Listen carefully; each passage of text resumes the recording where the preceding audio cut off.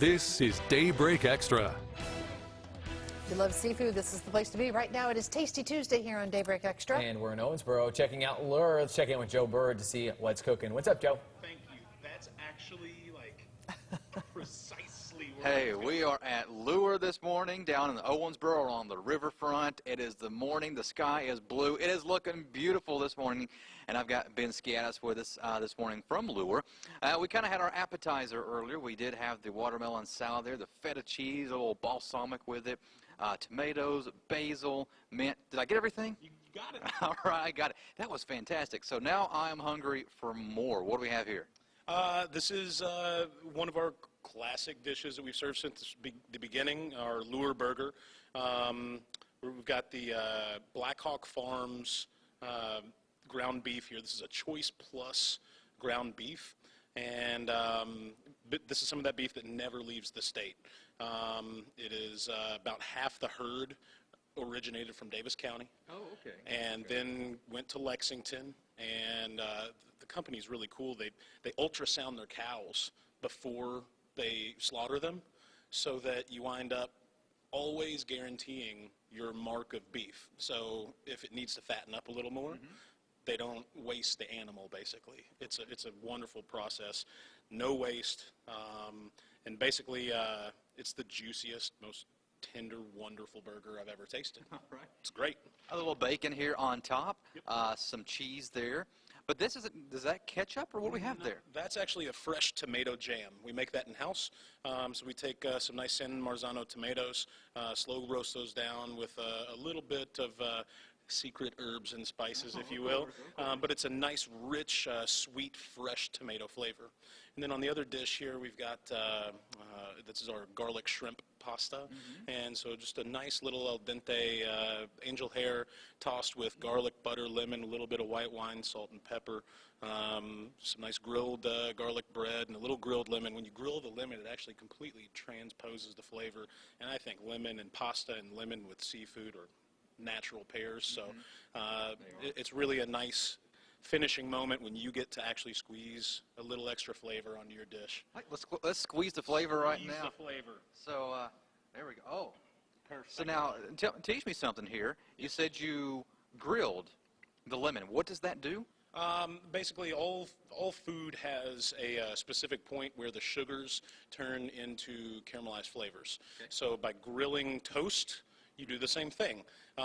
Some people think that char or burnt is always bad. Sometimes it's a really wonderful flavor in a small amount. So that's what we try to introduce here. We are Lure Seafood and Grill as it is, and we try to incorporate the grill into as many dishes as we possibly can. I'm going to bite into this this pasta first because it is just staring me in the eye right now. And oh, look at that right there. That is so good. And a little bit of shrimp there. I think the folks at home are probably jealous, but that compares to it does not compare to what I make at home. Actually, I'll tell you that right now. Because I think the first mistake I might use at home, I use lemon juice. No.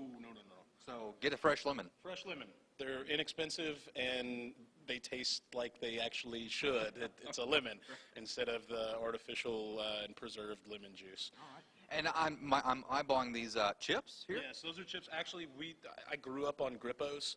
I think. these are Grippos, Yeah, okay. I think it's a wonderful Northern Kentucky, Cincinnati. You know, my friends from that end of the state definitely they also love Grippos, and I think there's not a better barbecue chip, honestly. So we endorse those. That char gives a good flavor. Good. I'm glad. Yeah, that a little bit of char. I guess kind of like on your steak. You want a little char on your steak? A little char. There's a fine line between char and burnt. There is a fine line. Fine line. Mine usually come out burnt, Ben. They Well, really do. You got to push the envelope. Too salty, too sour, too sweet, anytime you're approaching that that means you're doing the right thing in the kitchen. Right. You got to get to that edge and then know when to back off at the last minute. Now, what else is offered here? We saw the watermelon salad. We have these dishes, but what else is on the menu?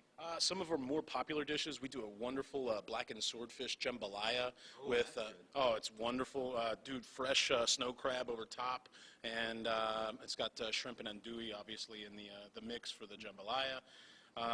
We have our most popular dish is definitely the drunken sea bass. Okay. So it's a sake marinated sea bass. There's also some soy, ginger, and a few other little secret ingredients in there. But we marinate this marrow sea bass, which is a more sustainable fish than Chilean sea bass.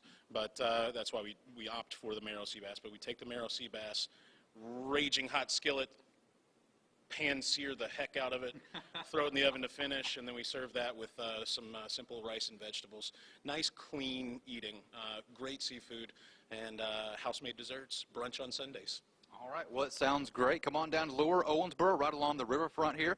Get you some fantastic meals, and I'm going to, once again, dig into this. Ben, so much thanks for being with us this morning. Let's check back in with Ron, Shelley, and Greg. It sounds good. It looks good, Joe. I love the way you ask questions and then just dig in. Yeah. That's the way to do it, isn't it? That's the way I do it.